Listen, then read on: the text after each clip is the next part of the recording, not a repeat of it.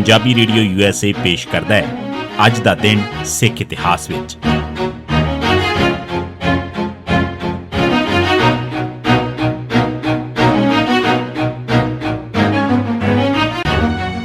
सिख इतिहास दीआं घटनावां 24 जनवरी का दिन 1921 श्रोमणी अकाली दल बनिया। सुरमुख सिंह झबाल पहले प्रधान बने। गुरुद्वारा सेवक दल जां अकाली दल की सेंट्रल बॉडी की कायमी वास्ते पहला इकट्ठ 14 दसंबर 1920 के दिन अकाल तख्त साहिब ते बुलाया गया।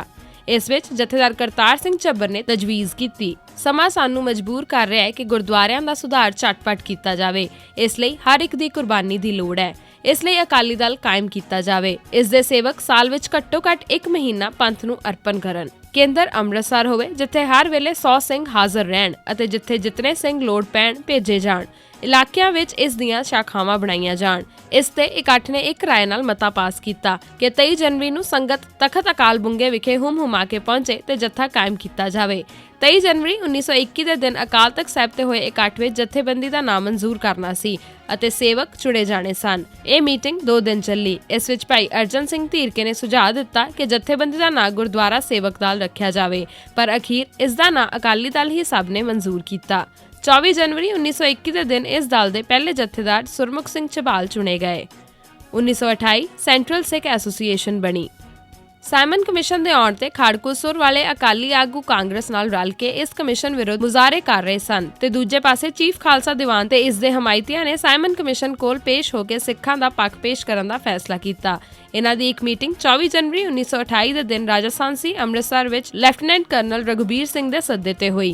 इस विच सर जोगिंद्रा सिंह ज़रायत वजीर पंजाब तो इलावा पंजाब कौंसल के कुछ सिख मैंबर अते चीफ खालसा दीवान के कुछ आगू शामिल हुए। इन्हां ने इस meeting which central Sikh association नां दी जथेबंदी बनाउण दा फैसला कीता।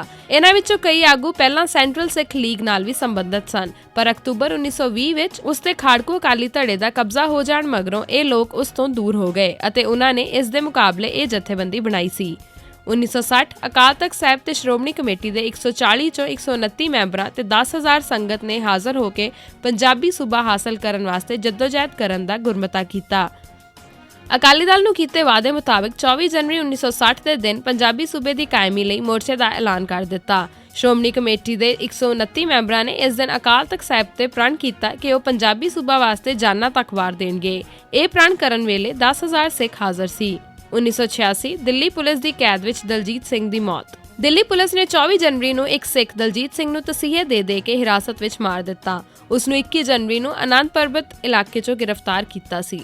26 जनवरी को दिल्ली विच ही रिपब्लिक डे ते सिखां ते जुल्म करन वालियां नूं पुलिस मैडल दिते गए। इन्हां विच 24 जनवरी को दलजीत सिंह नूं तसीहे दे के मारन वाला पुलिसिया अमंत कांत भी सी। 1990 फेडरेशन आगू हरमिंदर सिंह संधू का कतल।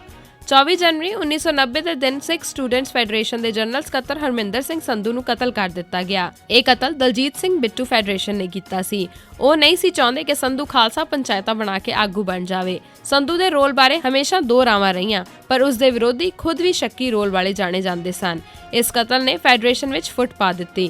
रजिंदर सिंह मेहता ते अमरजीत सिंह चावला ने वक्री फेडरेशन बना लई ते दलजीत सिंह बिट्टू ने भाई मनजीत सिंह की प्रधानगी हेठ वक्री। 1995 इंग्लैंड विच देश प्रदेश अखबार का एडिटर तरसेम सिंह पुरेवाल कतल किया गया। 24 जनवरी 1995 के दिन साउथ हॉल इंग्लैंड विच देश प्रदेश अखबार के एडिटर तरसेम सिंह पुरेवाल नूं अणपछाते हमलावरां ने गोलियां मार के मार दिता। पिछले 18 साल विच पुलिस कातल का पता नहीं ला सकी। बहुतिਆਂ लोकां नूं शक है कि यह कतल भारतीय खुफिया एजेंसी ने करवाया सी। पुरेवाल एक खाड़कू ते दलेर अखबार नवीस सी ते बहुत दबंग होकर लिखिया करदा सी। ਇਹ ਸੀ ਸਿੱਖ ਇਤਿਹਾਸ ਦੀਆਂ ਘਟਨਾਵਾਂ 'ਚ 24 ਜਨਵਰੀ ਦਾ ਦਿਨ।